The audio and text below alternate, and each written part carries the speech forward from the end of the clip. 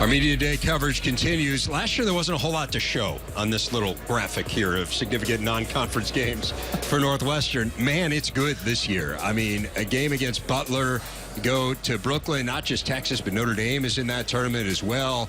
Game at the United Center, part of a doubleheader with Illinois. Dayton taking on the Wildcats. So Chris Collins, the coach of the Cats, is with us. And Chris, there's obviously been a change here in kind of the mentality of where you feel like your program is now and what you can schedule. What do you think about when you see those matchups? Yeah, I mean, it's looking at those opponents, and it doesn't make you feel too good as a coach, but they're going to be great games for us early, and that's what we need. You know, we have a lot of veteran guys who are back. Last year we were still a younger team that was finding our way, and we felt like we needed to win in the non-conference to set ourselves up for the Big Ten.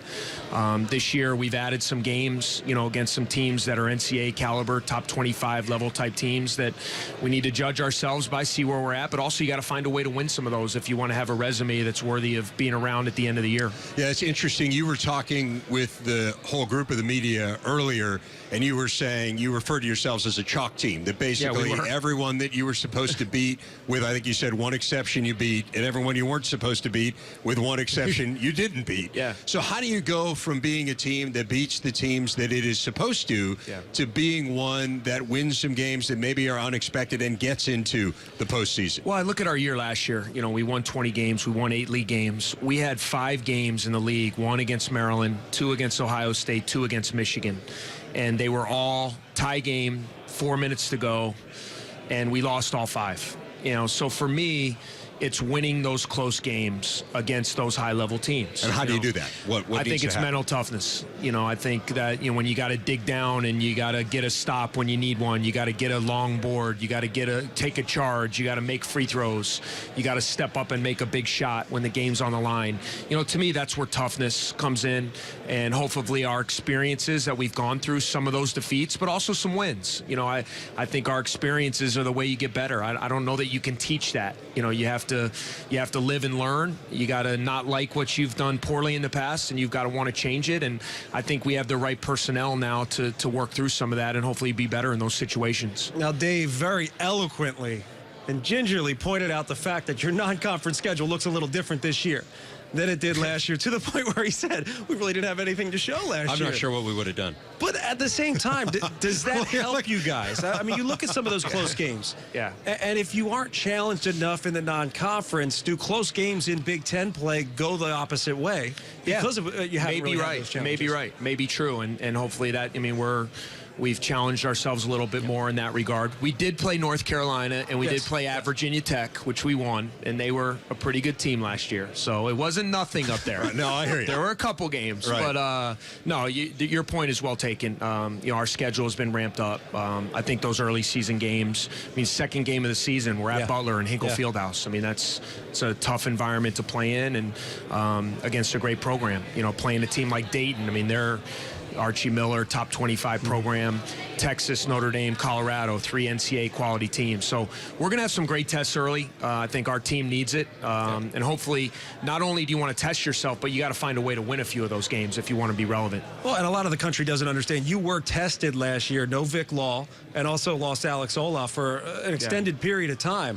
It got Derek Pardon good experience, but that's a player you expected was going to redshirt. Yeah. How do you feel about his development? He certainly had some, he showed a lot at times, but then he almost seemed to hit a wall, which a lot of freshmen do in this conference. Has he gotten even better this season? I hope so. I think our team is very interesting because we have about 4 or 5 guys, in my opinion, that have been like wild card type players. We knew we could count on McIntosh, Ola, and Demps. And then you had that group of Pardon and Scotty Lindsey and Aaron Falzone and Gavin Skelly. Gave you a lot of times. Yeah, but they weren't really necessarily guys that every night brought it. And I think the onus is kind of on them, and that's what happens in college basketball. Guys leave, and guys have to step up into those roles. And I think a big part of our year is, can Derek Pardon be that guy inside? We think he can, but you got to go out and do it. Will Aaron Falzone, be able to build on what he did last year? Vic Law coming off injury, Scotty Lindsey now as a junior. Those are guys we believe in. Those are guys I think can be very good Big Ten players, and it's just their time to step up, and that's going to be a big key to our season. Well, we're going to speak to Bryant here in a few, but is a lot on him I mean, he does a great job of making teammates better, and he himself could be the consistency that you're looking for. I mean, how much falls on a guy like Bryant McIntosh, who consistently has been there year after year? A lot falls on him, but you know what? The really good players want a lot to fall on their shoulders, and he's wired for that. It's why he came. He wanted to be that guy to help us get to this point and help us bust through the door. And he's a junior now. He's had the ball since day one. He's gotten better, which is exciting to me. He hasn't just sat upon what he's already done. He's stronger. He's added to his game. I think he's going to be a more consistent shooter than he's been the first 2 years. And I know he wants that pressure. He's our leader. He makes us go. And we're just going to have to count on others to step up and help lead the way. From the outside, certain changes are obvious. You know, you've clearly recruited very well. There's a different type of player in Evanston than there was in years past. It's no longer slow you down. This is play Northwestern basketball, but it's not just going to take the air out of the ball. What else has changed since you've been there? Obviously, Under Armour has been great, a great partner of yours. The new addition to Welsh Ryan Arena. There's a lot going on, but what else has changed that we really don't see? I just think the mentality of our culture, you know, you look at the winning programs, and we have a lot of them in this conference.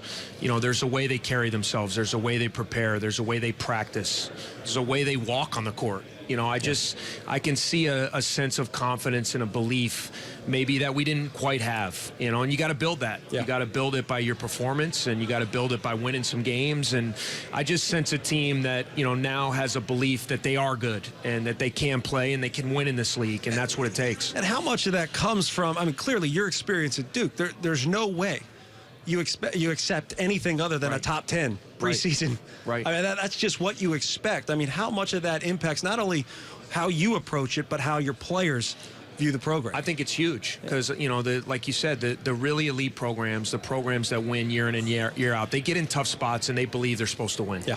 You know, and that's where I think we have been in a situation where we've hoped that we could win. Yeah.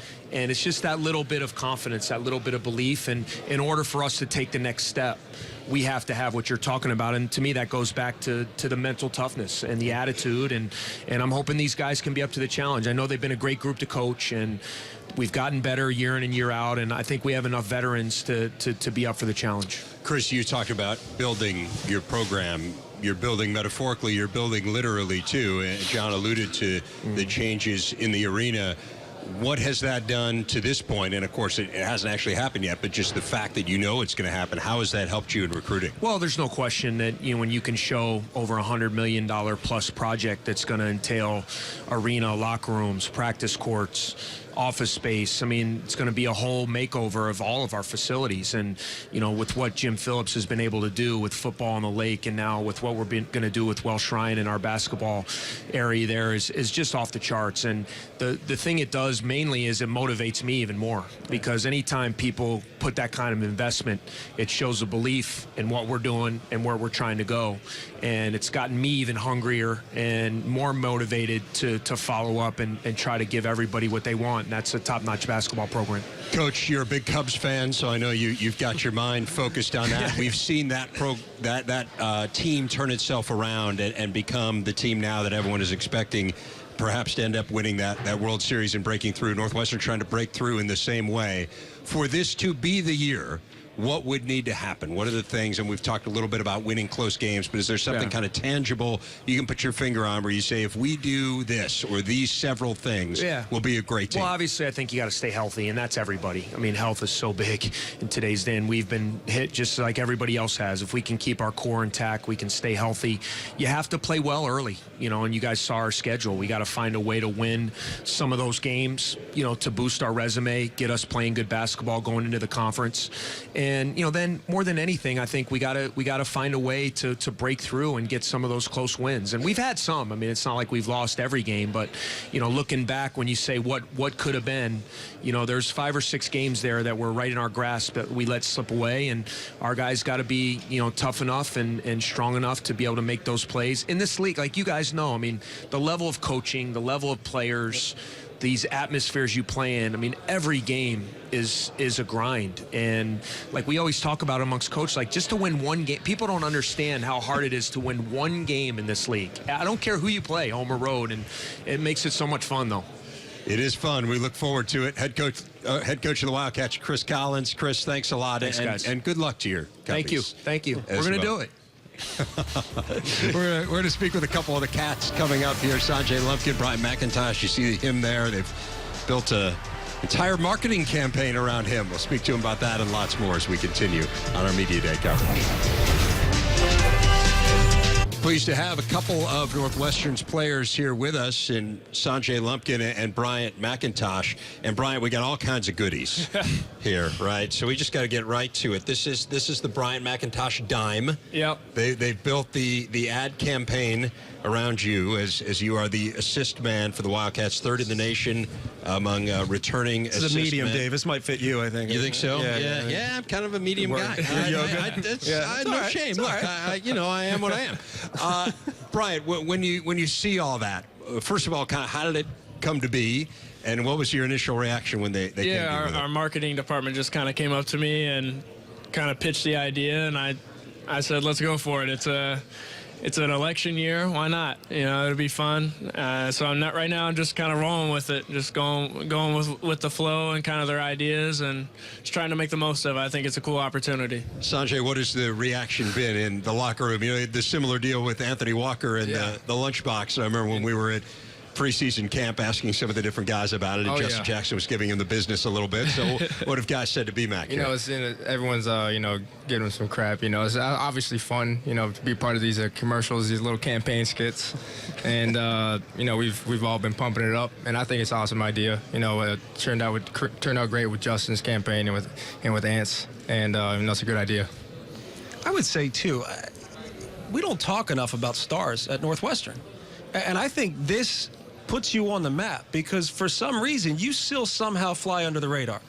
And I would say any coach that you play against, any player you play against, and probably the guys you play with appreciate you the most.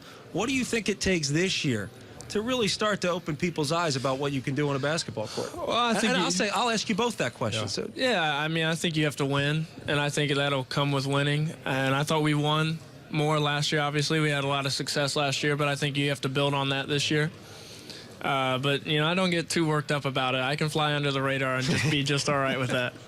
I'd say same thing for you, though. What does it take for someone like Bryant to get the recognition that he really deserves? We don't really talk much about, individual accolades or, any of that. We just talk about winning takes care of everything. And, we know what we need to do to take the next step. We got to win those close games. If we win a few more games here and there in the Big Ten, it changes the whole perspective on everything. And, everything will take care of itself. Bryant, you come into this university, and the talk is always, is this the year? And if it doesn't work out, well, it's the next year. Does this seem to be the year? I mean, you've dealt with injuries last year. You've got guys coming back, even down low. Derek Parton got good experience last year that you didn't really plan on. So do you have confidence, like you probably do every season, but do you feel good about going into this year that you guys can compete at a high level? Yeah, for sure. I think we have more depth than what we've ever had since I've been on campus. And I think we have learned how to handle any adversity that you could possibly throw at us now. We've had injuries. We've had, guys going down, guys getting sick, losing close games. I think we have learned how to handle all the adversity that you can throw at us. And I think that'll what can put us over the edge is understanding now that we have to respond to that adversity the right way instead of letting it defeat us. Well, Sanjay, you had to wear quite a few hats last year with injury. You kind of step in, you play a number of positions, you fill a number of roles. Right. Where do you fit this year? And is it a lot easier or at least better for you to prepare for a season, knowing where you fit, understanding your role a little bit better? Yeah, I know that Coach Collins knows what I bring to the table. I know what I bring to the table. I just have to,